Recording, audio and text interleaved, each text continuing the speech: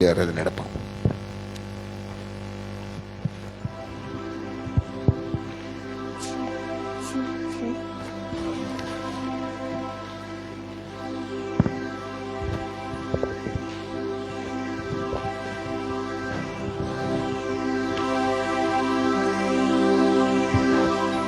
ஹல்லேலூயா, ஹல்லேலூயா, ஹல்லேலூயா. கொஞ்ச நேரம் நம்ம இருந்த இடங்கள்லேருந்து எழும்பி தேவனை அப்படியே கொஞ்ச நேரம் ஆராதிக்கலாம். தேவன் நம்மை படைத்தது அநேக நேரங்கள் ஒவ்வொருத்தருக்கும் ஒவ்வொரு நோக்கம் வைத்திருப்பார். ஹல்லேலூயா. இந்த மகன் எனக்காக இது பண்ணணும், இந்த மகள் எனக்காக இது பண்ணணும் அப்படி சொல்லிட்டு ஒவ்வொருத்தங்களுக்கும் ஒவ்வொரு நோக்கம் வைத்திருப்பார்.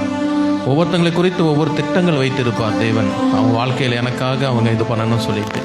ஆனால் தேவன் எல்லாத்துக்கும் சேர்த்து ஒரு பொதுவான திட்டம் ஒன்று வைத்திருக்கிறார். என்ன தெரியுமா? எல்லாத்துக்கும், நம்ம அனைவருக்கும், நம்ம எல்லாரும் ஒரு காரியத்தை செய்யணும்னு தேவன் விரும்புகிறார்.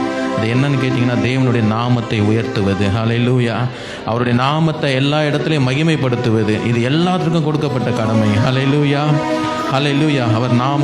அவர் நாமத்தை உயர்த்த நம்ம வாழ்க்கையில் நம்ம உயர்வோம். ஹல்லேலூயா, ஹல்லேலூயா. கர்த்தருடைய நாமத்தை உயர்த்தினவங்க யாருமே தோற்று போனதில்லை. ஹல்லேலூயா. அவரை துதித்த யாருமே என்னைக்குமே தோல்வியை சந்தித்ததில்லை. தோற்று போகிற மாதிரி இருக்கும், ஆனால் அதோடைய முடிவு நமக்கு ஜெயமாக இருக்கும். ஹல்லேலூயா. அடுத்தது ஆண்டவர் பார்த்திங்கன்னா, நம்ம எந்த நிலைமையில் இருந்தாலும் ஆண்டவரை ஆராதிக்கணும், அவரை உயர்த்தணும். எல்லாரும் மத்தியிலும் அவரை நம்ம உயர்த்தணும் ஆண்டவர் விரும்புகிறார். ஹல்லேலூயா. நம்ம நெருக்கமான சூழ்நிலையில் இருக்கும்போது, நம்மளோட சூழ்நிலைகளெல்லாம் நம்ம வாழ்வதற்கு எதிராக இருக்கிற சூழ்நிலைகளாக இருக்கும்போது கூட நம்ம ஆண்டவரை துதிக்கணும் ஆண்டவர் எதிர்பார்க்கிறார். யோபுடைய வாழ்க்கையில் எவ்வளோ போராட்டம் வந்தது. ஆனால் தேவன் அவன் என்ன செய்கிறான், என்னை பற்றி அவன் என்ன சொல்ல போகிறான், என்ன பேச போகிறான்னு தேவன் அவனை நோக்கி கொண்டே இருந்தார். இன்றைக்கி நம்ம வாழ்க்கையில் அநேக போராட்டங்கள் இருக்குது. ஆனால் என் மக எனக்கு எதிராக என்ன பேச போகிறா, எனக்கு ஆதரவாக பேச போகிறாளா, என்னை துதிக்க போகிறானா அப்படின்னு ஆண்டவர் வானத்திலிருந்து பார்த்து கொண்டு இருக்கிறார். ஹல்லேலூயா. தாவீது பாருங்க, அவங்க சத்துருக்கள் துரத்தும் போது ஒரு நாள் அவன் தேவன் அவனை குறைத்து பேசவே இல்லை. எல்லா இடத்துலையும் நெருக்கத்தின் மத்தியிலும் தாவீது அவன் ஓடிக்கொண்டே இருந்தான்.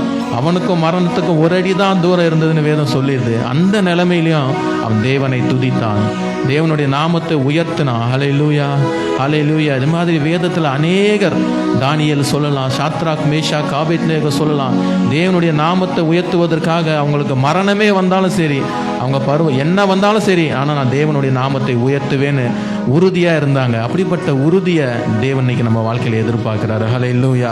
அவரை துதிக்கணும், எந்த சூழ்நிலை வந்தாலும் அவரை துதிக்கணும் ஆண்டவர் எதிர்பார்க்கிறார். ஹல்லேலூயா. பவுலும் சீலாவும் சிறைச்சாலையில் இருந்தாங்க, கைகால் கட்டப்பட்டு இருந்தாங்க, அவங்களால எலும்பி கூட நிற்க முடியாது, தொழு மரத்தில் கட்டப்பட்டு இருந்தாங்க. ஆனாலும் அவங்க அந்த இடத்துல சந்தோஷத்தோடு தேவனை துதித்தார்கள். ஹல்லேலூயா. இன்றைக்கி நம்ம வாழ்க்கையில் கூட நம்மளால் எழும்ப முடியாத சூழ்நிலையாக இருக்கலாம், ரொம்ப கஷ்டமான போராட்டமான சூழ்நிலையில் இருக்கலாம், புயல் போல் நம்ம வாழ்க்கையில் ஒரு போராட்டம் இருக்கலாம். ஆனால் தேவனை நம்ம துதிக்கும் போது அந்த புயலெல்லாம் கடந்து போகும். ஹல்லேலூயா. நமக்கு எதிராக இருக்க செங்கடல்கள் ரெண்டாய் பிளக்கும். ஆண்டவர் நமக்காக சிறைச்சாலையின் அஸ்திபாரத்தை அசைய செய்வார். ஹல்லேலூயா. நம்ம வாழ்க்கையில் இருக்க சிறையிருப்புகளை திருப்புவார். ஹல்லேலூயா. நாம் அவருடைய நாமத்தை உயர்த்தணும். ஹல்லேலூயா. அவர் எதிர்பார்ப்பது அது ஒன்று தான், நம்ம அவர் நாமத்தை எல்லா சூழ்நிலையிலும் உயர்த்தணும். ஹல்லேலூயா. கொஞ்ச நேரம் உங்கள் கரங்களில் கொடுக்கப்பட்டிருக்க அந்த பாடல் தாள, அந்த பாடல்களை தேவனை பாடி உயர்த்தலாம். ஆமென். எல்லாரும் இணைந்து முழு மனதோடு உள்ளத்தின் ஆழத்திலிருந்து அவர் நாமத்தை புகழ்ந்து பாடுவோம். உங்க நாமம் உயரணும், இன்று மேன்மை அடையணும், பாடுவோம் அல்லேலூயா. சொல்லுவோமா சேர்ந்து? நாமம் உயரணும், இன்று மேன்மை அடையணும், பாடுவோம் அல்லேலூயா, அல்லேலூயா, அல்லேலூயா, அல்லேலூயா. கரங்களை உயர்த்தி பாடுவோமா? அல்லேலூயா, அல்லேலூயா, யாவே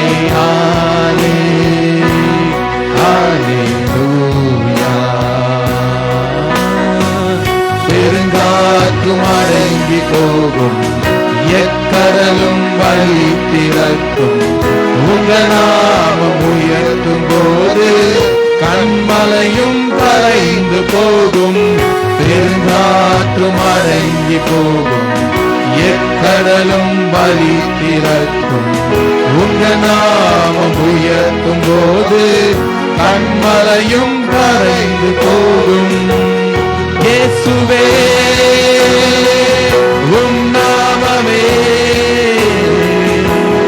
உயரணும். அல்லேலூயா சொல்லுமா. இயேசுவே உம் நாமமே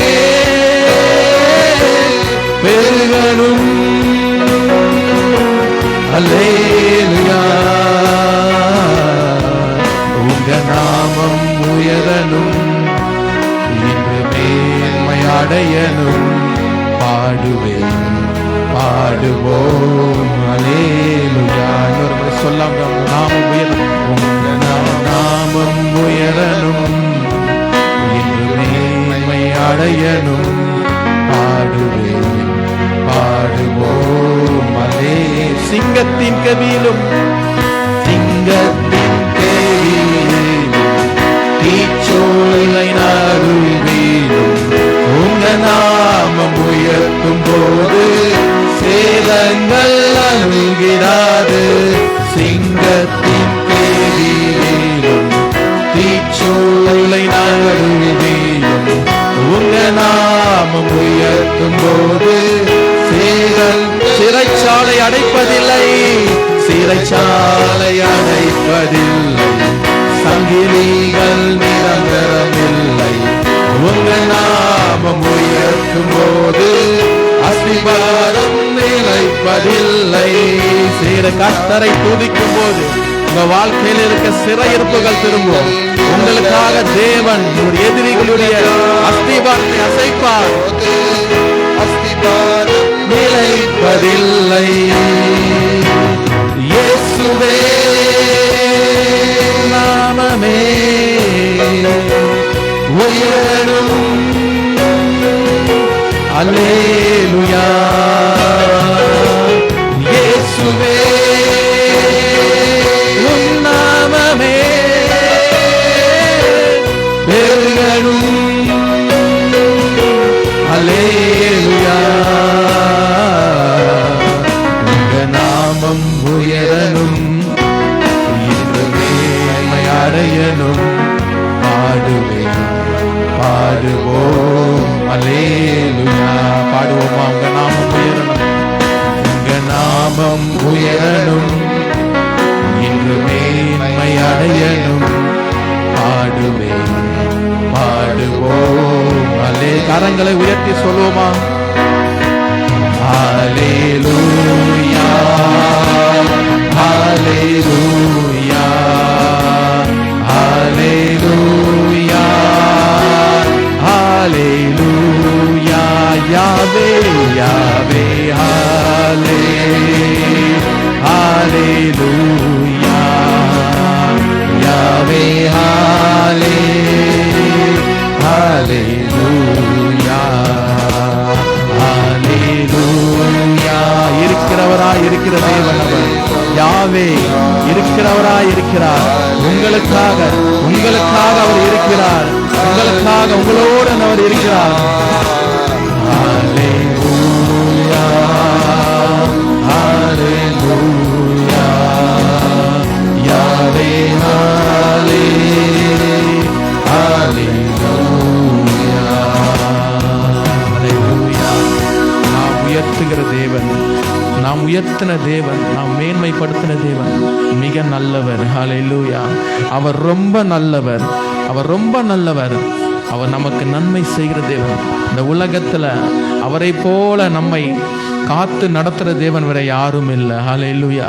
வேற எந்த தெய்வமும் இல்லை நம்மை காத்து நடத்துகிற தேவன். ஹல்லேலூயா. அவர் கோடா கோடி தேவர்களும் சிறந்தவர். ஆமென். சர்வ வல்ல தேவன் அவர். ஹல்லேலூயா. ஹல்லேலூயா. அவர் எவ்வளவு நல்லவர் தெரியுமா? அவர் எவ்வளவு நல்லவர் தெரியுமா? நீங்கள் விழும்போது உங்களை தாங்குகிற தேவன். ஹல்லேலூயா. நீங்கள் எப்போ எந்த நேரத்தில் விழுந்தாலும் உங்களை தாங்குகிற தேவன். இந்த உலகத்தை மனிதர்கள் நீங்கள் விழுந்தோன்னு உங்களை பார்த்து நகைப்பார்கள். உங்களுக்கு ஒரு ஆபத்து வரும்போது அவங்க சந்தோஷப்படுவாங்க. ஆனால் தேவன் அப்படிப்பட்டவர் இல்லை. அவர் நல்லவர். என் மகன் எப்போ எங்கே தடுமாறினாலும் கை கொடுக்கிற தேவன். ஹல்லேலூயா. கை கொடுத்து தூக்குற தேவன். நம்மை காத்து நடத்துகிற தேவன். நம்ம ஆறுதல் இல்லாத நேரத்திலலாம் நம்ம தேடி வசனங்களால வார்த்தைகளால நம்மை தேற்றுகிற தேவன். அவர் ரொம்ப நல்ல தேவன். ஹல்லேலூயா. அவரை போற்றுவது நம்ம ஒவ்வொருத்தருடைய கடமை. ஹல்லேலூயா. அது கடமை மாத்திரமில்ல, அவரை துதிப்பது நமக்கு கிடைத்த மிகப்பெரிய பாக்கியம். ஹல்லேலூயா. அண்ட சராசரங்களை படைத்த ஆள்கிற தேவன் நமக்கு தகப்பனாய் இருப்பதனால, நம்மை தாங்குவதால நமக்கு கிடைத்த மிகப்பெரிய பாக்கியம் அவரை துதிப்பது. ஹல்லேலூயா. எத்தனை பேர் நம்புறீங்க? கரங்களை தட்டி ஒரு நிமிஷம் ஆண்டவரை மகிமைப்படுத்தலாமா? அவர் சர்வ வல்லமை உள்ளவர். அவர் சர்வ வல்லமை உள்ளவர். நமக்கு சொந்தமாய் அவர் கொடுக்கப்பட்டிருக்கிறார். ஹல்லேலூயா. அவரை கொஞ்ச நேரம் 2வது பாடலை பாடி தேவனுடைய நாமத்தை மகிமைப்படுத்தலாம். நல்ல தேவனை நோக்கி, உம்மை போல நல்ல தேவன் யாரும் இல்லையே, உம்மை போல வல்ல தேவன் யாரும் இல்லையே. சொல்லுவோமா? உம்மை போல, உம்மை போல நல்ல தேவன். எல்லாரும் வாயிலை திறந்து பாடுவோமா? பாட பாட உங்க பாடுகள் எல்லாம் நீங்கும். உம்மை போல வல்ல தேவன் யாரும் இல்லையே, உம்மை போல என்னை தாங்கிட, உம்மை போல என்னை காத்திட, உம்மை போல என்னை தேற்றிட யாரும் இல்லையே. இயேசையா யாரும் இல்லை. சொல்லுமா? உம்மை போல, உம்மை போல என்னை தாங்கிட, உம்மை போல என்னை காத்திட, உம்மை போல என்னை தேற்றிட யாரும் இல்லையே. இயேசையா யாரும் இல்லையே. உம்மை நான் போற்றுகிறேன், போற்றுகிறேன், போற்றுகிறேன் தெய்வமே. உம்மை நான் போற்றுகிறேன், வாழ்த்துகிறேன், வணங்குகிறேன் என் தெய்வமே, என் தெய்வமே, என் தெய்வமே, என் இயேசுவே. சொல்லுமா? உம்மை போல, உம்மை போல நல்ல தெய்வம் யாரும் இல்லையே, உம்மை போல வல்ல தேவன் யாரும் இல்லையே. சொல்லுமா? உம்மை போல, உம்மை போல நல்ல தெய்வம் யாரும் இல்லை. உமக்கு நிகரானவர் யாரும் இல்லை தகப்பனே. உம்மை போல வல்ல தேவன் யாரும் இல்லையே, உம்மை போல என்னை தாங்கிட, உம்மை போல என்னை காத்திட, உம்மை போல என்னை தேற்றிட யாரும் இல்லையே. இயேசையா யாரும் இல்லையே. ஹல்லேலூயா. ஆண்டவரை போல நம்மை தேற்ற அந்த உலகத்துல யாரும் இல்லை. ஹல்லேலூயா. எந்த சூழ்நிலையில் சென்று கொண்டிருந்தாலும் நம்மை தேற்றுகிற தேவன், நம்மளை தேடி ஓடி நம்மளை தேற்றுகிற தேவன் நம்முடைய மோசமான சூழ்நிலையில கைவிடப்பட்ட நிலைமையில நம்ம இருக்கும்போது நமக்குன்னு ஒருத்தர் இருக்கிறார், நம் தேவன். நம்மை தேடி வருகிற நல்ல தேவன் அவர். ஹல்லேலூயா. நம்மை தாங்குகிற தேவன். இன்னொரு முறை பாடலாமா அந்த 4 லைன்? உம்மை போல என்னை தாங்கிட, உம்மை போல என்னை காத்திட, உம்மை போல என்னை தேற்றிட யாரும் இல்லையே இயேசையா, யாரும் இல்லையே. உம்மை போல என்னை தாங்கிட, உம்மை போல என்னை காத்திட, உம்மை போல என்னை தேற்றிட யாரும் இல்லையே இயேசையா, யாரும் இல்லையே. உம்மை நான் போற்றுகிறேன், உம்மை நான் போற்றுகிறேன், போற்றுகிறேன், போற்றுகிறேன் என் தெய்வமே. உம்மை நான் போற்றுகிறேன், வாழ்த்துகிறேன், வணங்குகிறேன் என் தெய்வமே, என் தெய்வமே, என் தெய்வமே, என் இயேசுவே, என் தெய்வமே, என் தெய்வமே, என் இயேசுவே. உம்மை போல நல்ல தெய்வம் யாரும் இல்லையே. உம்மை போல வல்ல தேவன் யாரும் இல்லையே. அல்லேலூயா, அல்லேலூயா. நல்ல தெய்வம் இந்த நேரத்தில் துதித்த நம்முடைய வாழ்க்கையில நல்ல காரியங்களை செய்வாராக. அல்லேலூயா. அப்பா நன்றி தகப்பனே. அப்பா இந்த நேரத்தில் அப்பா உம்முடைய நாமத்தை உயர்த்தும்படியாய், அப்பா உங்க நாமத்தை மேன்மைப்படுத்தும்படியாய், அப்பா உம்மை துதிக்கும்படியாய், அப்பா நீர் தந்த இந்த நல்ல நேரத்துக்காக உங்களுக்கு கொடாகொடி நன்றி தகப்பனே. அப்பா துதித்த ஒவ்வொருவரையும் அப்பா நீர் ஆசீர்வதிங்க தகப்பனே. அப்பா அவங்க வாழ்க்கையில் இருக்க சிறையிருப்புகளை மாற்றுங்க தகப்பனே. அப்பா அவங்க வாழ்க்கையில் இருக்க நெருக்கடிகள், புயல் போன்ற சூழ்நிலைகள், அப்பா செங்கடல் போன்ற தடைகள் எல்லாவற்றையும் தேவன் அப்பா தடுத்து நிறுத்த போறதுக்காக நன்றி தகப்பனே. அப்பா அவங்களை துதித்த இந்த பிள்ளைகளுடைய வாழ்க்கையில் அப்பா காரியங்களை நீர் கைகூட செய்ய போறதுக்காக நன்றி தகப்பனே. அப்பா காரியங்களை நீர் வாய்க்க செய்ய போறதுக்காக நன்றி தகப்பனே. இனி வரும் நாட்கள் அவங்க வாழ்க்கையில ஆண்டவரை எதிர்பார்த்திருக்க எல்லா காரியங்களையும் தகப்பனே, அப்பா அவங்களை ஆசையோடு எதிர்பார்க்கிற எல்லா காரியங்களையும் தேவன் வாய்க்க செய்ய போறதுக்காக நன்றி தகப்பனே. அப்பா உங்க நாமத்துக்கு எல்லா மகிமையும் துதியும் உண்டாகட்டும் தகப்பனே. அப்பா எங்களை நாங்கள் அர்ப்பணிக்கிறோம் தகப்பனே. உங்களுடைய நாமத்தை உயர்த்துவதற்காக, உங்களுடைய நாமத்தை மேன்மைப்படுத்துவதற்காக எங்கள் வாழ்க்கையை நாங்கள் அர்ப்பணிக்கிறோம் தகப்பனே. அப்பா நீரே பொறுப்படுத்தி நடத்துங்க தகப்பனே, வழி நடத்துங்க. இயேசு கிறிஸ்துவின் மூலம் ஜெபிக்கிறோம் ஜீவனுள்ள நல்ல தகப்பனே, ஆமென்.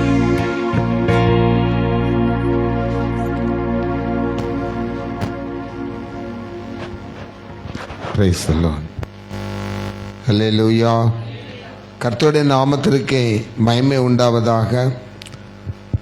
இந்த மார்ச் மாதத்தில் அநேக வாக்குத்தத்தங்கள் உங்களுக்கு வந்திருக்கும். எல்லாருமே சர்ச்சுக்கு போகிறவங்க, போகாதவங்களுக்கு மாத்திரம் இங்கே கொடுக்கறது உங்களுக்கு பிரயோஜனமாக இருக்கும். எல்லாருக்குமே பிரயோஜனமாக இருக்கும். நான் வாக்குத்தத்தம்னு எப்பவும் நான் அதை சொல்லிகிட்டு இருக்க மாட்டேன். நம்மை பலப்படுத்துவதற்காக, நம்மை திடப்படுத்துவதற்காக, நம்முடைய வாழ்க்கையினுடைய காரியங்களில் மாற்ற வேண்டியவைகளை மாற்றி அமைப்பதற்காக ஒவ்வொரு மாதமும் நம் மீது இரக்கம் வைத்திருக்கிற ஆண்டவர், அன்பு வைத்திருக்கிற ஆண்டவர் வார்த்தைகளை கொண்டு நம்மை மாற்றுகிறார். ஹல்லேலூயா. அதில் அவருக்கு சுயநலம் நிறைய இருக்கிறது. என்னுடைய பிள்ளைகள் இப்படி வழி விலகி போகிற பிள்ளைகளாக இருந்தாலும், ஆசீர்வாதத்தை பெற்றுக்கொள்ள முடியாத பிள்ளைகளாக இருந்தாலும், எப்படியாவது அவங்க எப்படி இருக்கணும், நல்லா இருக்கணும், அவங்க மனம் திரும்பணும், நான் இருக்கிற இடத்துக்கு அவங்க வரணும் அப்படிங்கிற ஒரு சுயநலம் அவருக்கு இருக்கிறது. ஆண்டவருக்கு அந்த சுயநலம் இல்லைன்னா நம்ம என்னைக்கே சுண்ணாம்பாகி போயிருப்போம். அது நல்லா யோசிச்சுக்கோங்க. அவருக்கும் சுயநலம், என் பிள்ளை என் கூட என்ன செய்யணும், இருக்கணும். ஒரு தகப்பன் தன்னுடைய பிள்ளைகளை நேசிப்பது போல ஆண்டவர் நம்மை நேசிக்கிறபடினால்தான், தகப்பன் தன் பிள்ளையை நேசிக்கிறது ரொம்ப சுயநலம் என்ன செய்யும் இருக்கும், தாய் தன் பிள்ளையை நேசிக்கிறது சுயநலம் இருக்கும். யாராவது தன்னுடைய பிள்ளைகளை குறித்து ஏதாவது சொன்னா கூட அவங்க விட்டு கொடுக்க மாட்டாங்க. ஆண்டவர் நம்மை விட்டு கொடுக்காதவர். ஹல்லேலூயா. புலம்பலின் புஸ்தகம், எரேமியாவின் புலம்பல் 4ஆம் அதிகாரம் 22ஆம் வசனத்தை எடுத்தவங்க வாசிங்க. புலம்பல். சீயோன் குமாரத்தியே, பக்க நம்பர் சொல்லுங்க. 957. பழைய ஏற்பாடு 957வது பக்கம் வாசிங்க. சீயோன் குமாரத்தியே, சீயோன் குமாரத்தியே, உன் அக்கிரமத்துக்கு வரும் தண்டனை தீர்ந்தது. உன் அக்கிரமத்திற்கு வரும் தண்டனை தீர்ந்தது. அவர் இனி உன்னை அப்புறம் சிறைப்பட்டு போக விடார். உன்னுடைய அக்கிரமத்துக்கான தண்டனை என்ன செய்தது, தீர்ந்தது. இனி நீ சிறைப்பட்டு போக போவதில்லை. ஹல்லேலூயா. அதனுடைய அர்த்தம் அதுதான். அப்ப நிறைய தண்டனையை தான் நம்ம இதுவரைக்கும் என்ன செஞ்சுட்டு இருந்தோம், அனுபவிச்சுட்டு இருந்தோம். ஆண்டவர் சொல்றாரு, அந்த தண்டனை இன்றோடு தீர்ந்தது. எந்தெந்த பாவத்தை செஞ்சு நீ சிறை வைக்கப்பட்டிருந்தாயோ, எதனால் நீ சிறைப்படுத்தப்பட்டிருந்தாயோ, அதுல இருந்து உன்னை நான் விடுதலை பண்ணிட்டேன். இன்மணி சிறைப்பட்டு போவதில்லை. அல்லேலூயா. அப்போ கொஞ்சம் யோசிக்கணும். கடந்த பிப்ரவரி மாசம் வரைக்கும் நம்ம அனுபவிச்ச பாடுகள், நம்ம அனுபவிச்ச கஷ்டங்கள் எல்லாமே நமக்கு தெரிஞ்சு தெரியாம வந்தது அப்படின்ல, ஆண்டவராக தான் நமக்கு அதை என்ன செய்தாரு, கொடுத்தாரு. ஏன் அப்படின்னா, நம்ம ஆண்டவரை விட்டு நிறைய காரியங்கள் என்ன செஞ்சிடறோம், பலி விலகி போயிடுறோம். ஒரு மனிதனுடைய நிலைமை எப்பவுமே நிலையா என்ன செய்யறது இல்லை, இருக்கிறது இல்லை. வண்டி ஒழுங்கா போயிட்டு இருக்கிற ஸ்டேரிங் கட்டானா எப்படி இருக்கும், அந்த வண்டி என்ன செஞ்சிடும், கவுந்துரும், இல்லாட்டி ஆக்சிடென்ட் ஆகும். ட்ரெயின் போயிட்டு இருக்கும் போது தண்டவாளத்தில் ஏதாவது விரிசல் வந்தா என்ன செய்யும், ட்ரெயின் என்ன செஞ்சிடும், கவுந்துரும். அப்போ அதுல ஒரே அழுகையும் கூக்குறலும் பயங்கரமான சத்தமா தான் கேட்கும். நம்முடைய வாழ்க்கையும் அப்படிதான் இருக்குது. ஒழுங்கா தான் போயிட்டு இருப்போம், திடீர்னு என்ன செஞ்சிடும், ஆண்டவரோட்டு கொஞ்சம் அப்படி உலகத்தோட்டு விலகும் போது விரிசல் ஏற்பட்டுரும். நமக்கும் ஆண்டவருக்கும் உள்ள உறவுல விரிசல் ஏற்பட்டுடுச்சுன்னா நம்ம வாழ்க்கை கவிழ்ந்து போகும். அதுதான் இன்னைக்கு நம்ம வாழ்க்கையில நிறைய நடந்துட்டு இருக்குது. அப்போ தண்டனை காலங்கிறது 3 விதத்துல வருது. ஒரு தேசத்தின் மீதும் ஆண்டவர் என்ன செய்யறாரு, தண்டனை கொடுக்கிறாரு. ஒரு குடும்பத்துக்கு தண்டனை கொடுக்கிறாரு. சில நேரம் தனிப்பட்ட மனிதனுக்கும் என்ன செய்யறாரு, தண்டனை கொடுக்கிறாரு. 3 விதமா அந்த தண்டனை வருது. தேசம் மகா பெரிய தீங்குகளை செய்கிறபடினால் வேதம் சொல்லுகிறது, தேசம் விக்கிராராதனைக்காரர்களால் நிறைந்திருக்கிறது, தேசம் பேசித்தனங்களில் ஆவியினால் என்ன செய்கிறது, நிறைந்திருக்கிறது. தேசத்தில் நன்மை செய்கிறவன் ஒருவனும் இல்லை, எல்லாருமே கர்த்தருக்கு விரோதமாக என்ன செய்யறான், கலகம் செய்கிறார்கள். வேதம் சொல்லுகிறது, என்னுடைய நாமத்தை வீணாய் வழங்குகிறவர்களை நான் தண்டியாமல் விடேன் அப்படின்னு பைபிள் சொல்லுது. அப்போ கர்த்தருடைய நாமத்தை யார் யாரெல்லாம் வீண்ல வழங்கிட்டு இருக்காங்களோ அவங்க எல்லாருக்குமே தண்டனை என்ன செய்கிறது, கொடுக்கப்படுகிறது. யாக்கோபே, நான் உன்னை எல்லா சிறையிருப்பிலிருந்து திருப்பிட்டேன், ஆனாலும் உன்னை நான் மட்டா என்ன செய்வேன், தண்டிப்பேன் அப்படின்னு சொல்றாரு. அப்ப தண்டனைன்னு ஒண்ணு இருந்தா தான். ஒருத்தன் கொலை செஞ்சுட்டான், சரி அவன் சொல்லிட்டான், மனம் திரும்பி சொல்றான், தெரியாம செஞ்சுட்டேன்னு கோர்ட்ல சொன்னான்னு, சரி தெரியாம செஞ்சுட்டா போன்னு சொல்ல போறது இல்லை. மரண தண்டனை இருக்கிறதா ஆயுள் தண்டனை என்ன செஞ்சிருவாங்க, மாத்திடுவாங்க.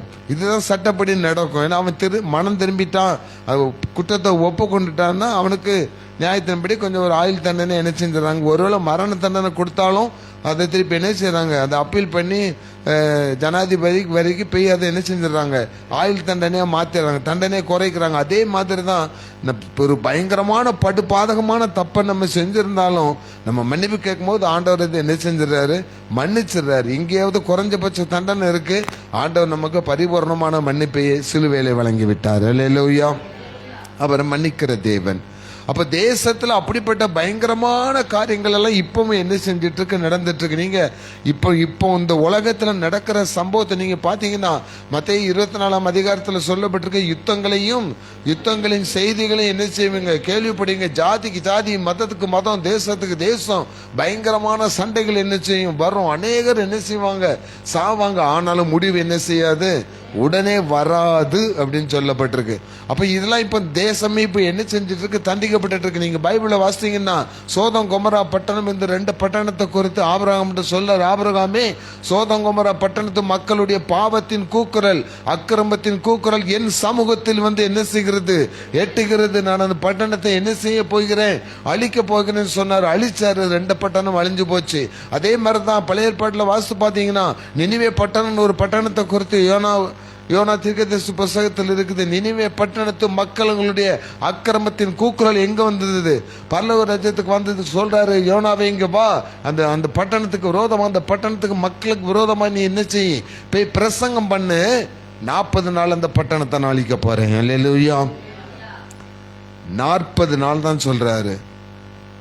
ஒருவேளை இப்ப நடக்கிற யுத்தம் இப்படி மும்முரமா போச்சுன்னா 40 நாள்ல உலகமே என்ன செஞ்சிடும்? அழிஞ்சு போயிடும். நீ பாத்தீங்கன்னா சாயந்தரம் பத்திரிகையில பாத்தீங்கன்னா இந்தியாவுக்கே இப்ப ஈரான் என்ன செஞ்சிருக்கு? எச்சரிக்கை விடுது, ஒழுங்கா இருங்கடா அப்படின்ட்டு. அப்போ அவன் யாருமே எதிர்பார்க்காத பயங்கர பவர்ஃபுல்லான ஆட்டம் பாம்பெல்லாம் யார்கிட்ட இருக்குது? ஈரான்கிட்ட இருக்குது. இன்னும் பாத்தீங்கன்னா அவனோட ராணுவமே எங்க இருக்குதான்? பூமிக்கு அடியில தான் அவன் ராணுவமே வச்சிருக்கிறான். யாராலையும் நம்பவே முடியல. ஆனா அவ்வளவோ பயங்கரமானவனா இருந்தாலும் அவங்க கூட சேர்ந்து பெரிய கூட்டமே இஸ்ரேல் தேசத்துக்கு விரோதமா வந்தாலும் இஸ்ரேல் தேசத்தை மட்டும் அசைக்க முடியல. அல்லேலூயா. ஏனென்றால் அது கர்த்தருடைய தேசம். ஏன் இன்னைக்கு இஸ்ரவேலுக்கு விரோதமா வந்து அங்கேயும் அழிவு ஏற்படுதுன்னா அங்கேயும் ஒரு பிரிவு ஆண்டவருக்கு விரோதமான காரியத்தை என்ன செஞ்சிட்டு இருக்காங்க? இங்க நம்ம எப்படி இயேசு கிறிஸ்து பேரை சொன்னா இந்தியாவில் பிரச்சனை வருதோ அதே மாதிரி இஸ்ரவேலையும் இயேசு கிறிஸ்துங்கிற பேரை சொன்னா ஒரு குரூப் என்ன செஞ்சு விடுவாங்க? அடிச்சு விடுவாங்க. அப்படிப்பட்ட இது சூழ்நிலை இஸ்ரவேல் தேசத்தில் இருக்குது. அப்போ தேசம் தீங்கிலிருந்து காப்பாற்றப்பட வேண்டுமானால் பைபிள் சொல்லுது, தேசமே நீ பயப்படாதே, கர்த்தர் உன் நடுவில் பெரிய காரியங்களை செய்வார். யோவேல் புஸ்தகத்துல அந்த நினிவே பட்டணத்து மக்கள் அந்த வார்த்தையை கேட்ட உடனே காத்தறி அழுது உபவாசம் இருந்து மன்னிப்பு கேட்டபடினால ஆண்டவர் அந்த மக்களுக்கு செய்ய வேண்டிய தீங்கை செய்யவில்லை அப்படின்னு பைபிள் போட்டிருக்கு. ஒருவேளை ஆண்டவர் மனஸ்தாபப்பட்டு உங்களுக்கு வர வேண்டிய தீங்கை செய்யாமல் இருப்பார்னு சொல்லப்பட்டிருக்கு. பிரியமானவர்களே, தேசம் அழிவை நோக்கி போய்கொண்டிருக்கிற இந்த நேரத்துல தான் ஆண்டவர் இந்த வார்த்தை நமக்கு கொடுக்கிறாரு, தண்டனை காலம் தீர்ந்தது அப்படின்னு. எப்படி அது தண்டனை காலம் தீர்ந்தது நம்ம சொல்ல முடியும்? நீங்க ஆதியாகமத்தின் புஸ்தகம் 15ஆம் அதிகாரத்தை எடுங்க. ஆதியாகமம் 15ஆம் அதிகாரம் 13ஆம் வசனத்தை வாசிங்க. சீக்கிரமா எடுக்கணும். ஆதியாகமம். அப்பொழுது அவர் ஆபிரகாமை நோக்கி, உன் சந்ததியார் தங்களுடைய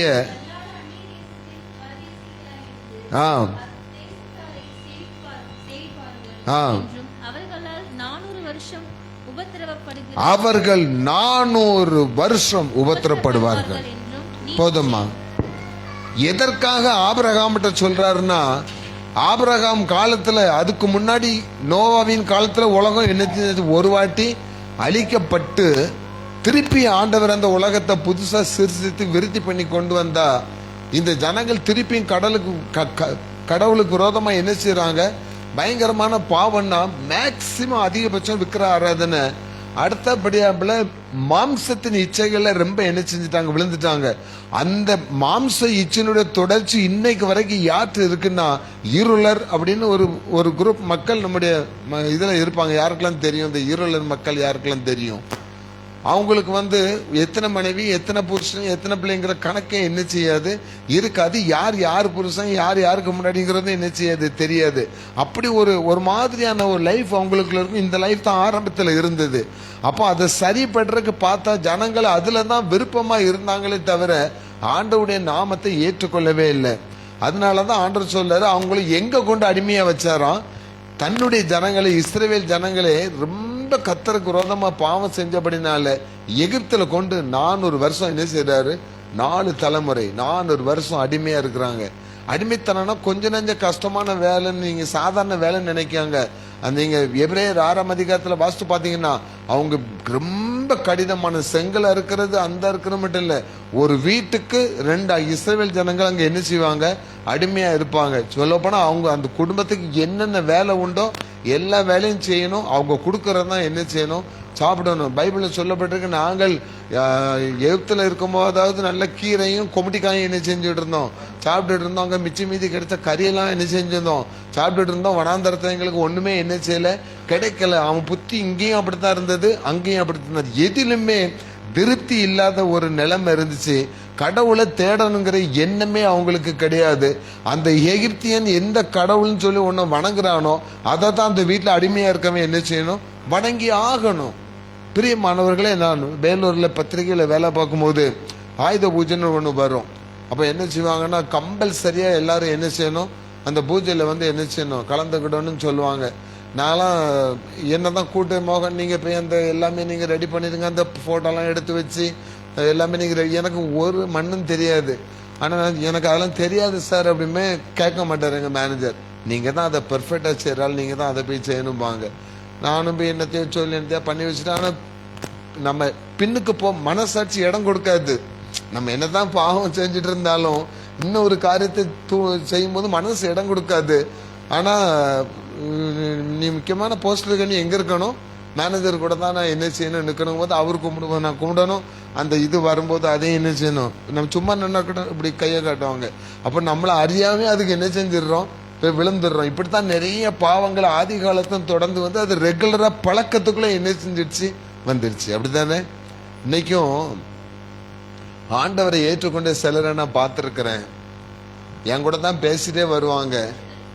அவங்க எதுல இருந்து வெளியே வந்தாங்களோ அது சம்பந்தப்பட்ட அந்த கோயில் வரும்போது ஆட்டோமேட்டிக்கா செருப்பு கழுத்து போட்டு என்ன செய்வாங்க, இப்படி பண்ணிட்டு அதுக்கப்புறம் என் கூட வருவாங்க. அப்ப எனக்கு என்ன பண்ணிட்டு வந்தீங்கன்னு கேட்பேன்.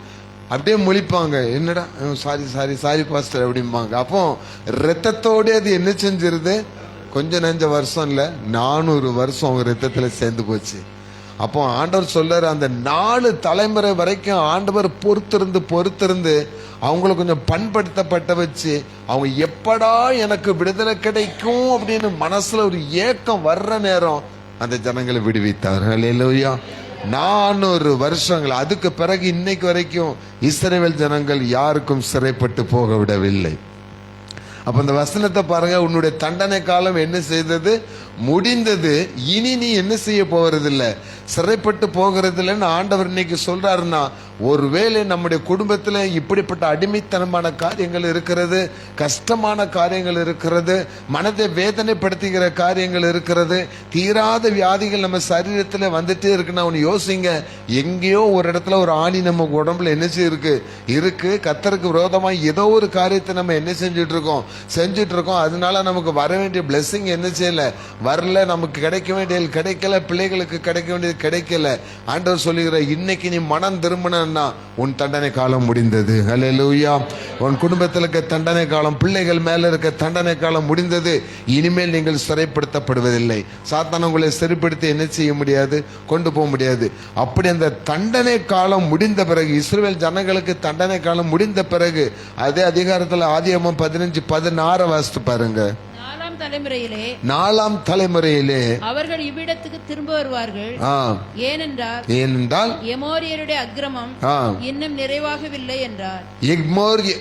எமோரியர் அது ஒரு மோசமான கேரக்டர் உள்ள ஜாதி. அந்த அக்கிரமம் இன்னும் என்ன செய்யல, அவங்களோட என்ன செய்யல, வெளியே போகல. அது வரைக்கும் நான் என்ன செஞ்சுட்டு இருப்பேன், அவங்க அடிமைத்தனத்தில் தான் இருக்கணும். அந்த அந்த அந்த தண்டனை அவங்க அனுபவிச்சு ரொம்ப நாள். அதுல ஒரு நல்ல ஒரு கான்செப்ட் இருக்கு, ரொம்ப நாள் தண்டனை அனுபவிக்க ஆண்டவர் விட மாட்டாரு. ஒரு குறிப்பிட்ட காலம் வரைக்கும் நீங்க மனம் திரும்பியான்னு பார்த்துக்கிற கிள்ளி விட்டுட்டே இருப்பாரு. நமக்கு அது மரத்து போயிருது, அது என்ன செஞ்சிருது, பழகி போயிருது. ஏன்னா என் கூட சுந்தர்னு ஒரு பையன் படிச்சான். 9th 4 வருஷம் படிச்சுட்டு இருந்தான். நான் 6th படிக்கும் போது அவன் 9th இருந்தான். நான் 9th வரும்போது அவன் 9th தான் இருந்தான். அகஸ்டின் சுந்தர் அவன் பேரு. ஒவ்வொரு கிளாஸ் அந்த ஹோம்ஒர்க் எழுதலை. இந்த ஹோம்ஒர்க் இப்போ மாதிரிலாம் அப்பெல்லாம் கிடையாது. ஏதாவது ஒரு இந்த இம்போசிஷன் போட்டுப்பாங்க, இது எழுதலைன்னா உடனே அவனே முதல்ல எந்திரிச்சிருவான். எந்திரிச்சு பெஞ்சு மேலே என்ன செஞ்சிருவான், ஏறி நிற்பான். கொஞ்ச நேரத்தில் அடி விழும் தெரியும். கிளீனாக வந்து பின்னாடி திரும்பி இங்கே தான் அடி விழும், கிளீனாக காட்டி நிற்பான். சீக்கிரம் சார் அப்படிம்பான். அடி வாங்கி அவன்கிட்ட கேட்டா, வழக்கமாக இதானே அடி விழும், அடி வாங்கி இந்த இடமே என்ன செஞ்சு போச்சு, மறத்து போச்சு. அதே மாதிரி சில துணிகரமான பாவத்தை நம்ம செஞ்சு என்னதான் நம்ம சொன்னாலும் அந்த அந்த வாழ்க்கை அது கூட என்ன செஞ்சிருது, அதை பத்தி உணர்வுகளே என்ன செய்ய இருக்க இதானே அப்படின்னு நினைக்கிறோம். இதுதான் நம்முடைய குடும்பத்துக்கு தண்டனையை என்ன செய்யுது, சாத்தான் கொண்டு வர்றதுக்கு நம்மள அப்படி ஒரு அசால்ட்டான வாழ்க்கைக்குள்ள கொண்டு போயிடுறான்.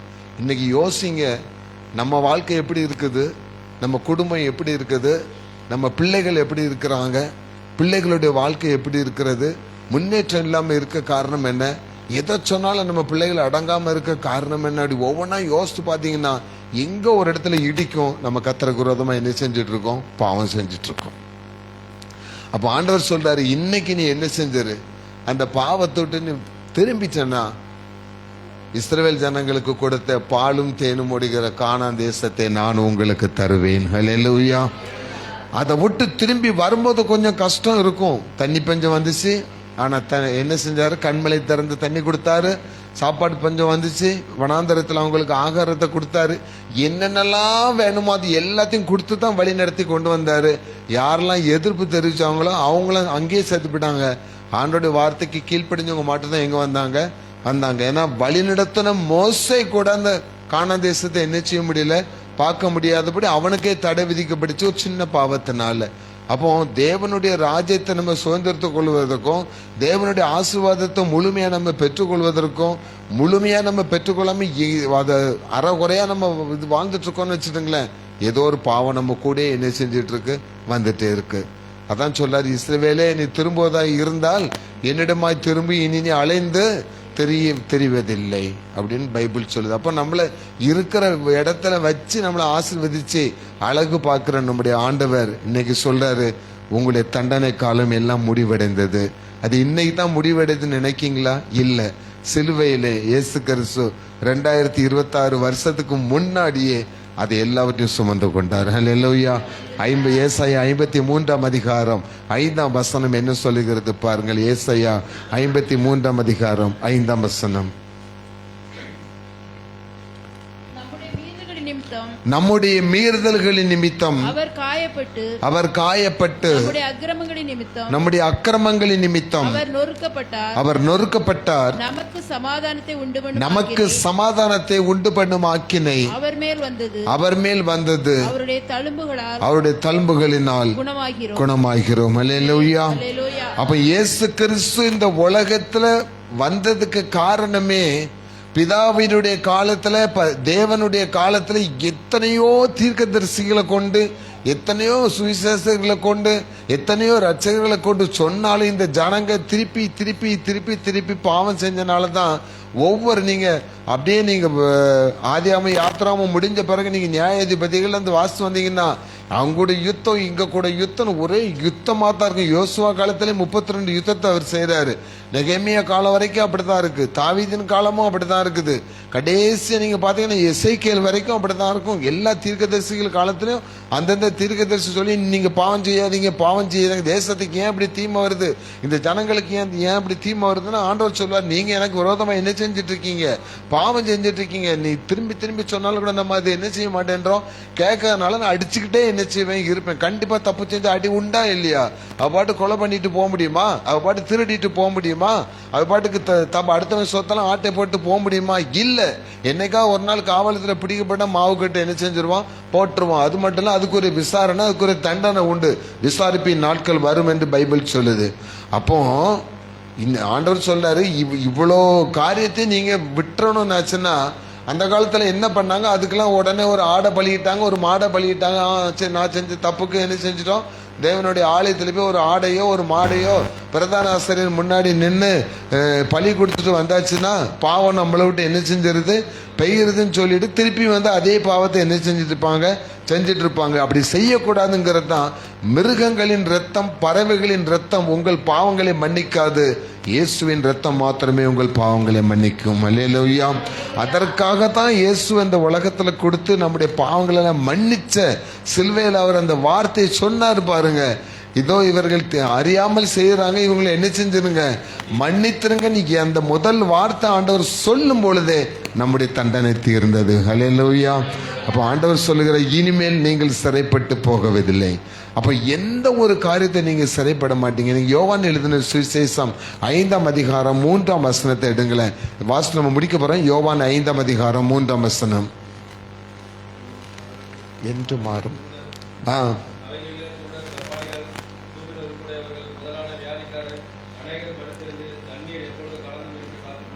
போதும். இது எல்லாருக்கும் தெரிஞ்சது தான். 38 வருஷமா ஒரு மனிதன் வியாதியா இருக்கிறான்.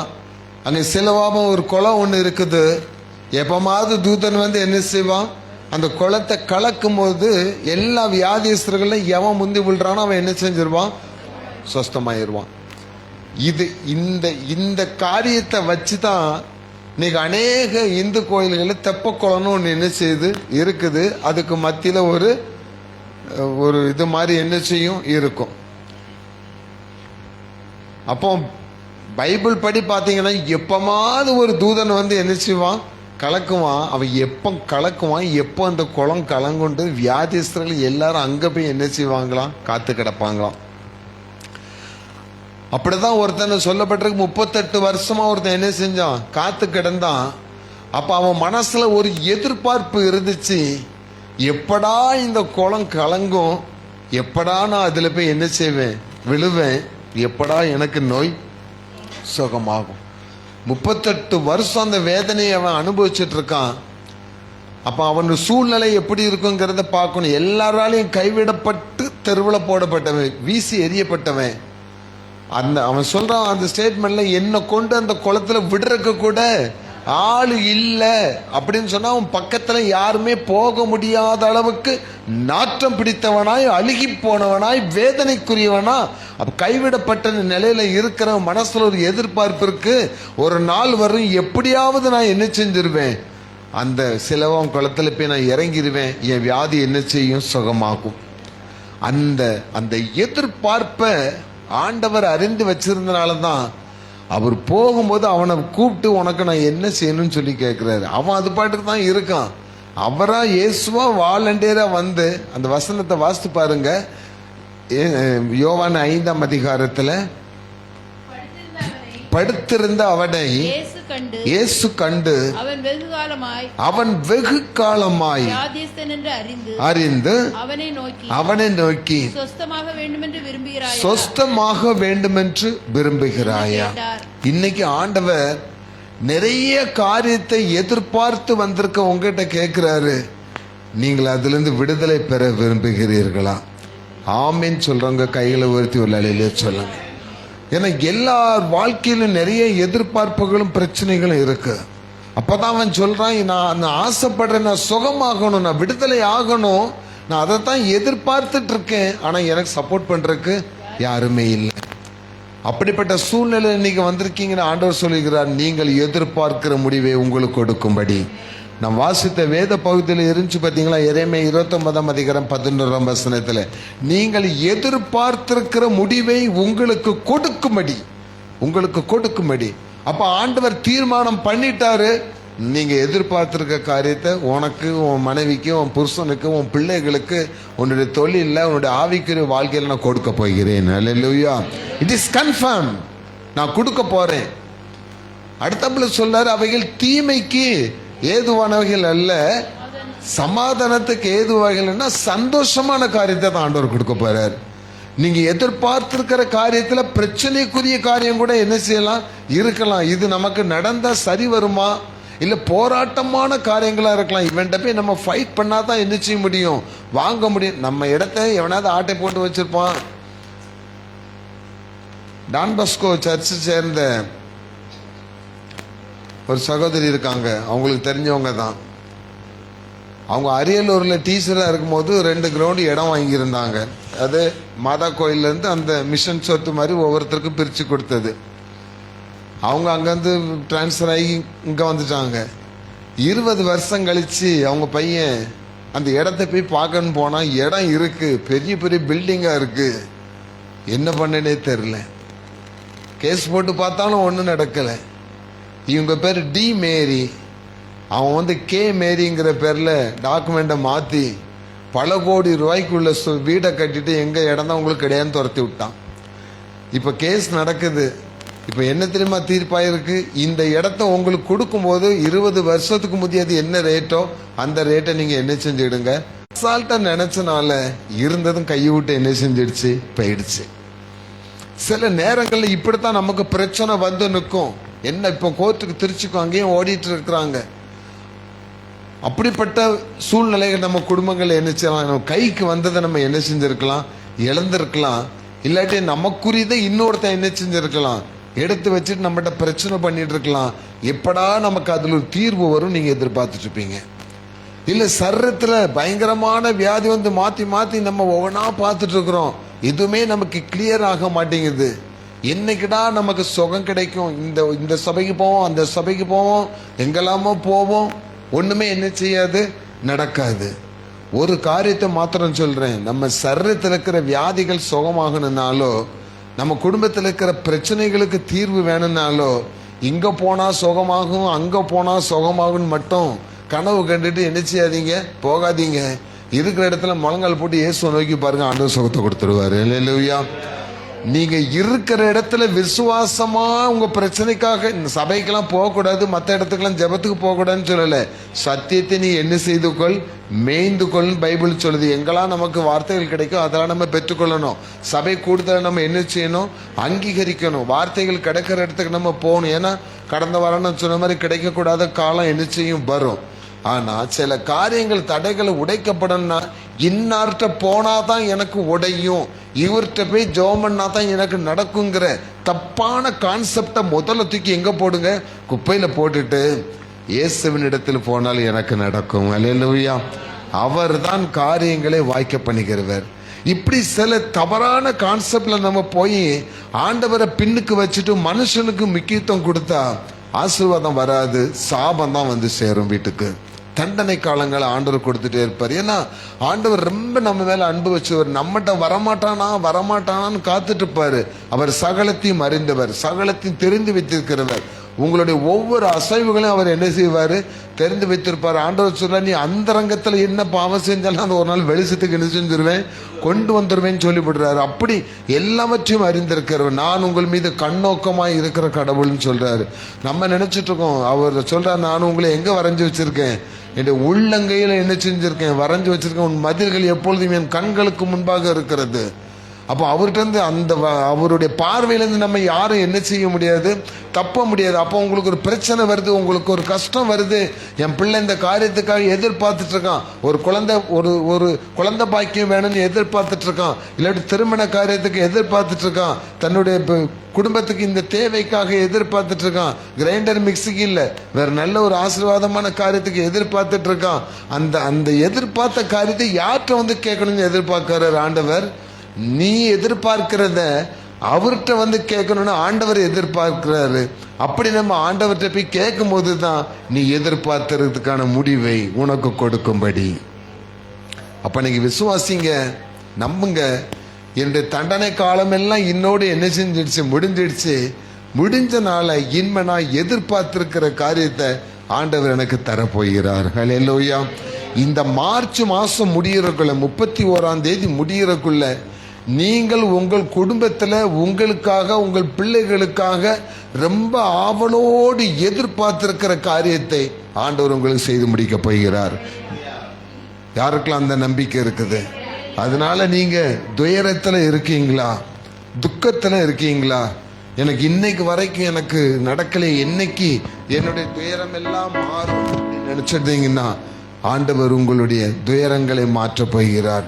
நாம் என்று மாறும் எந்த துயரம் எந்த மனமும் ஏங்கையில் மாறாவின் கசப்பை மதுரமாக்கி மகிழ்வித்த தேவன். அல்லேலூயா. உங்களுடைய கசப்பான இந்த வாழ்க்கையை மாற்றி உங்களை மகிழ்விக்க போகிற ஆண்டவர்.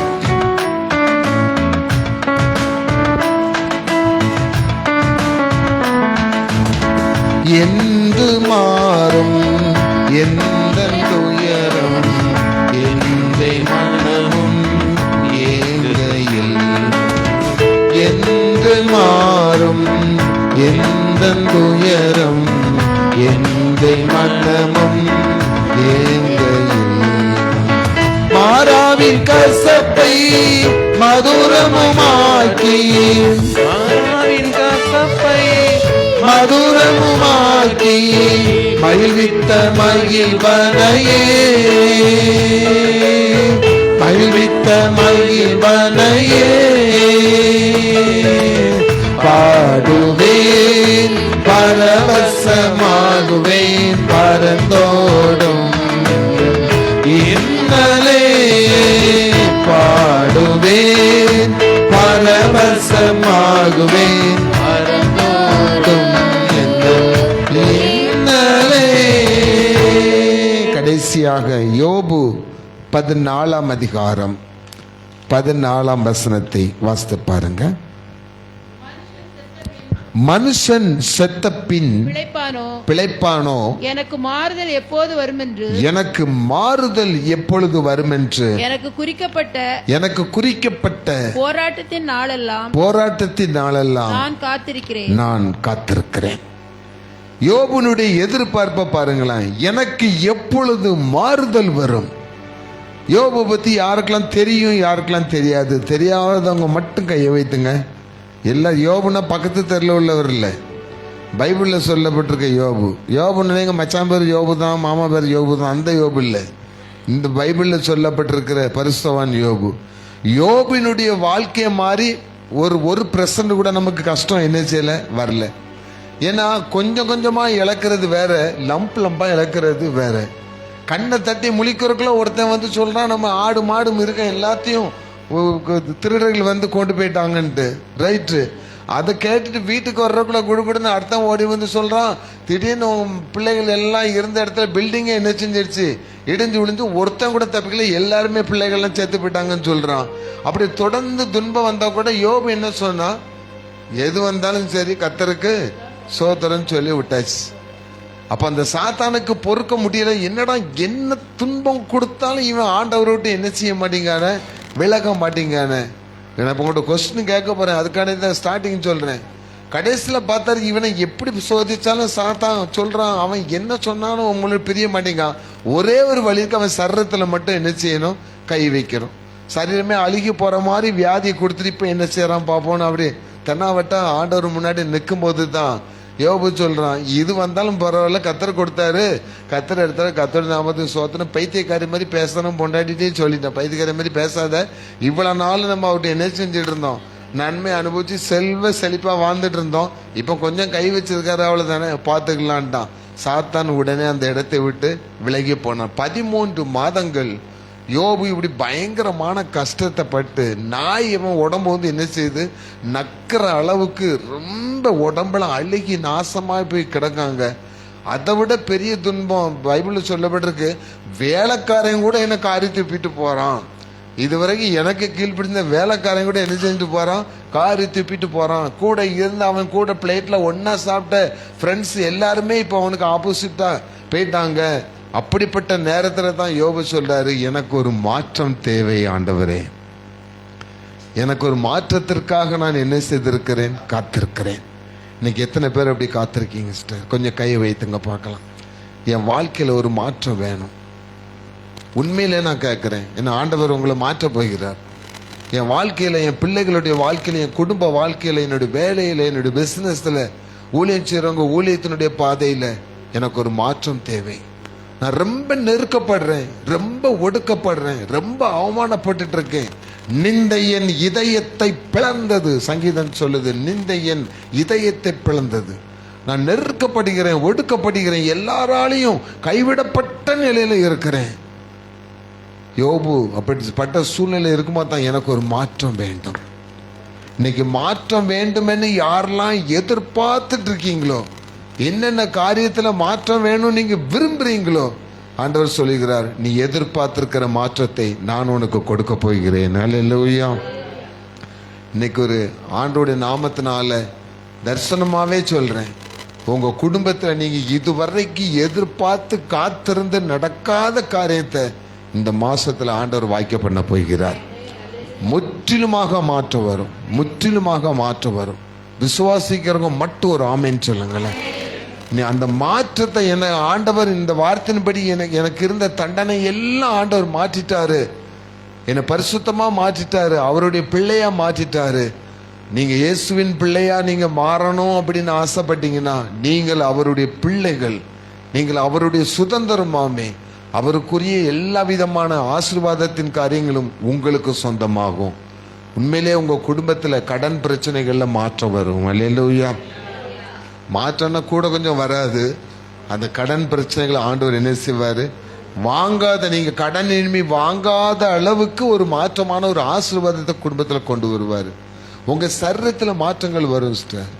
உங்க சரீரத்துல உங்க சரீரத்துல என்னென்ன காரியங்களால நீங்க பாதிக்கப்பட்டிருக்கீங்களோ, எந்த இடத்துல உங்க சரீரம் பாதிக்கப்பட்டிருக்கோ, எந்த எலும்பு பாதிக்கப்பட்டிருக்கோ, எந்த இதயம் பாதிக்கப்பட்டிருக்கோ, எந்த கண்ணு பாதிக்கப்பட்டிருக்கோ, பாதிக்கப்பட்ட அந்த இடத்துல ஒரு ஆசீர்வாதத்தின் மாற்றம் வரும். ஹல்லேலூயா. எந்த டாக்டர் சொல்றான் உங்களுக்கு குழந்தைய பிறக்காது, கர்ப்பப்பையில் இப்படி பிரச்சனை அப்படி பிரச்சனை, இல்லாட்டி உங்களுக்கு அந்த வியாதி, கொலஸ்ட்ரால் இருக்குமா, அது இருக்குமா, தைராய்டு, என்னத்தையும் அவன் சொல்லிட்டு இருப்பான் அவனுக்கு தெரிஞ்ச அளவுக்கு. நீங்க அதை பெருசா நினைக்காதீங்க, மனசுல நினைங்க, இந்த வியாதியிலிருந்து எனக்கு ஒரு மாற்றம் வரும். ஹல்லேலூயா. ஆண்டவர் எனக்கு மாற்றத்தை கொடுக்கிற தேவன். அப்போ நம்ம என்ன செய்யணுமா? அந்த நம்ம வாஸ்த எரேமியாவில் சொல்லப்பட்டிருக்கு, நீங்கள் கர்த்தருடைய நாமத்தை என்ன செய்து கொள்ளுங்கள், தொழுது கொள்ளுங்கள். அப்படி தொழுது கொள்ளும் பொழுது நான் உங்களுடைய தேவனா இருப்பேன், நீங்க என்ன ஜனமா இருப்பீங்க. அப்போ உங்களுடைய வாழ்க்கையில என்ன செய்யும்? மாற்றம் வரும். அந்த மாற்றத்தை விரும்புகிறவர்கள், ஆண்டவரே இந்த மார்ச் மாதம் முடியறக்குள்ள நீங்க இன்னைக்கு சொன்ன வார்த்தைப்படி என் தண்டனை காலம் முடியணும், என்னை நான் யாருக்கும் என்ன செய்ய மாட்டேன், சிறைப்பட்டு போக மாட்டேன். மனிதனுக்கும் மற்றெல்லாம் பிசாசுன்னு காரியங்கள் எதுக்குமே நான் சிறைப்பட்டு போக மாட்டேன், சிறைப்பட்டு போக விட மாட்டேன்னு சொல்லியிருக்கீங்க. நீங்க சிலுவையில எங்களுக்காக சிந்தின ரத்தம் உண்மையான ரத்தம் தான். ஏசாயா தீர்க்கதரிசியின் புத்தகம் 25ஆம் அதிகாரம் 9ஆம் வசனத்தை வாசித்து நாம் ஜெபிக்கும்படி எழுந்திருக்கலாம். அக்காலத்திலே இதோ இவரே நம்முடைய தேவன், இவருக்காக காத்திருந்தோம், இவர் நம்மை ரட்சிப்பார், இவரே கர்த்தர், இவருக்காக காத்திருந்தோம், இவருடைய ரட்சிப்பினால் களிகூர்ந்து மகிழ்வோம் என்று சொல்லப்படும். இதோ இவரே நம்முடைய தேவன், இவருக்காக காத்திருந்தோம், இவரே நம்மை ரட்சிப்பார், அப்புறம் இவரே கர்த்தர், இவருக்காக காத்திருந்தோம், இவருடைய ரட்சிப்பினால் களிகூர்ந்து மகிழ்வோம் என்று சொல்லப்படும். மாற்றம் வரப்போகிறது. இயேசுனுடைய இரத்தத்தால் வருகிற ரட்சிப்புக்காக யாரெல்லாம் காத்திருந்து அந்த ரட்சிப்பை பெற்றுக்கொள்கிறீங்களோ அவங்க குடும்பத்தில் மகிழ்ச்சியும் களிகூறுதலும் வரப்போகிறது. அல்லேலூயா. நீதிமான்களின் கூடாரத்தில் ரட்சிப்பின் கம்பீர சத்தம் உண்டாக்க போகிறது. இந்த மாற்றத்தை விரும்புகிறவங்க நாம் எழுந்திருந்து நாம் ஜெபிக்க போகிறோம்.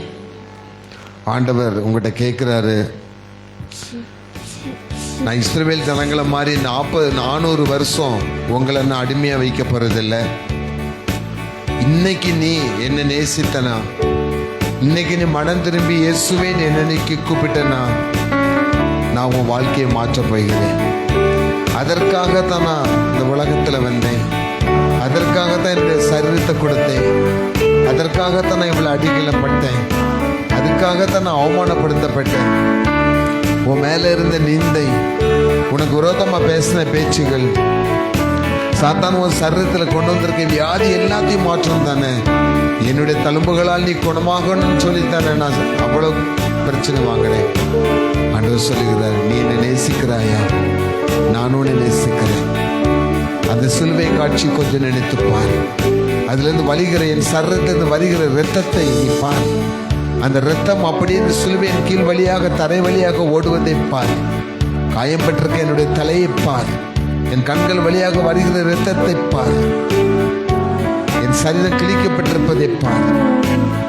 என் கைகளில் ஆணிகளிலிருந்து கால்களில் ஆணிகளிலிருந்து சொட்டு சொட்டாய் வழிகிற இரத்தத்தை பார். இதெல்லாம் எதற்காக? இதெல்லாம் எதற்காக? உனக்காக, உன்னுடைய ரட்சிப்புக்காக, உன்னுடைய மீட்புக்காக.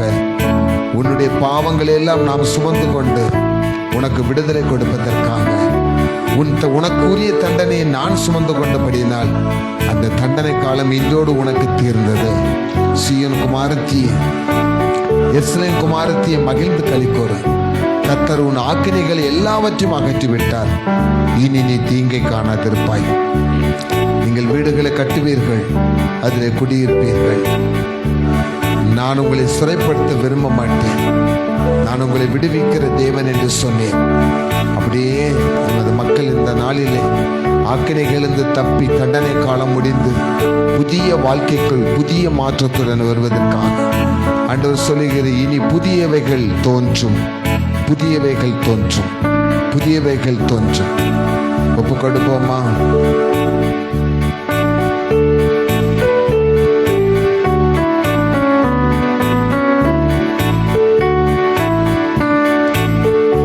என்னை நேசிக்கின்றாயா? என்னை நேசிக்கின்றாயா? கல்வாரி காட்சியை கண்ட பின்னும் நேசியாமல் இருப்பாயா? கல்வாரி காட்சியை கண்ட பின்னும் நேசியாமல் இருப்பாயா? ஒப்பு கொடுப்போமா? உம்மை நேசிக்கின்றேன் நான், உம்மை நேசிக்கின்றேன் நான். கல்வாரி காட்சியை கண்ட பின்னும் நேசியாமல் இருப்பேனோ?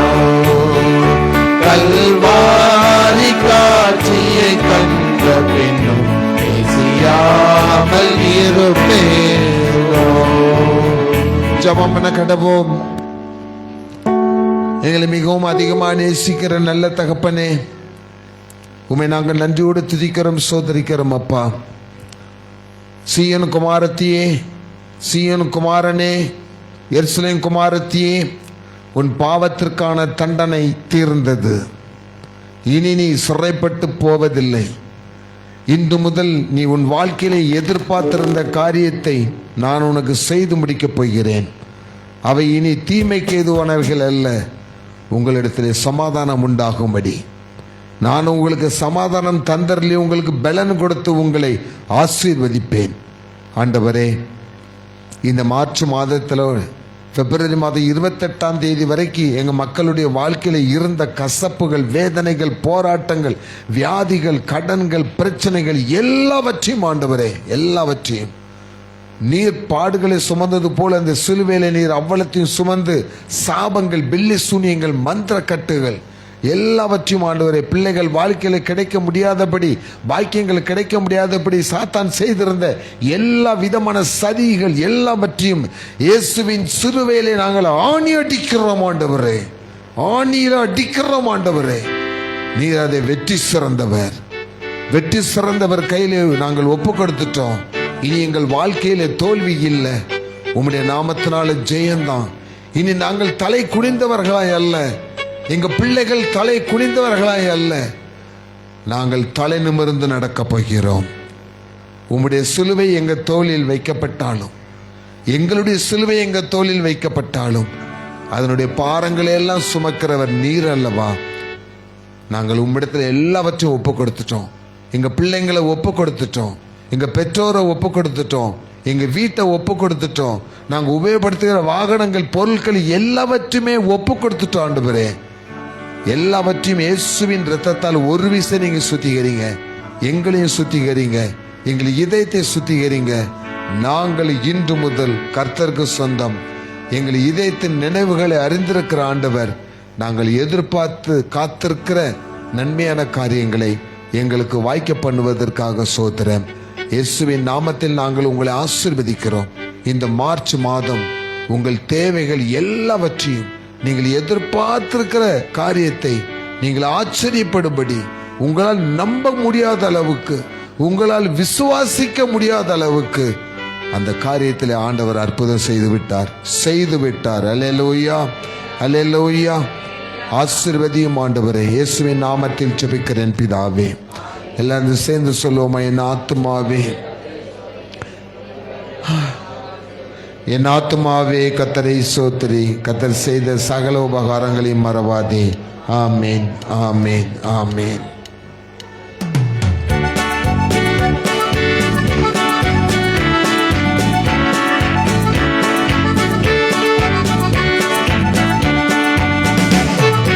வெற்றி கோடி பிடித்திடுவோம், நாம் வீரரை நடந்திடுவோம். வெற்றி கோடி பிடித்திடுவோம், நாம் வீரரை நடந்திடுவோம். வெள்ளம் போல சாத்தான் வந்தால் ஆவி தாண்டி கோடி பிடிப்பார். வெள்ளம் போல சாத்தான் வந்தாலும் ஆவி தாண்டி கோடி பிடிப்பார். அஞ்சாது என் மனமே, நீ அஞ்சாது என் மகளே, அஞ்சாது என் மகளே, நீ அஞ்சாதே என் மகளே. வெற்றி கோடி தேடிடுவோம், நாம் வீரநடை நடந்திடுவோம்.